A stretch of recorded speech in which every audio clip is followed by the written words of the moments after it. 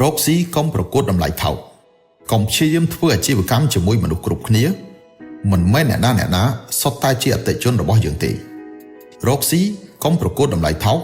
ព្រោះប្រកួតយូរទៅគុណភាពនឹងធ្លាក់ចុះធ្វើអាជីវកម្មគួរផ្ដោតលើគុណភាព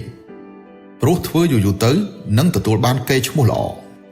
សុខចិត្តលក់មិនដាច់ក៏មិនសុខចិត្តលក់ទំនុកចិត្តដែរទោះតម្លៃខ្ពស់អាចធ្វើឲ្យបាត់បង់អតិថិជនមួយចំនួនក៏ដោយប៉ុន្តែផលិតផលមានគុណភាពល្អនឹងទាក់ទាញមនុស្សបានកាន់តែច្រើនឡើងម៉ាកល្បីលក់ឲ្យអ្នកយកចិត្តទុកដាក់លើគុណភាព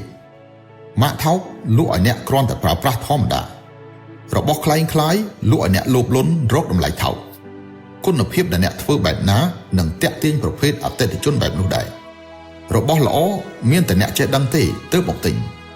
រក្សាគុណភាពបន្តិចម្ដងទីបំផុតអ្នកនឹងជួបមនុស្សដែលទទួលស្គាល់តម្លៃរបស់អ្នក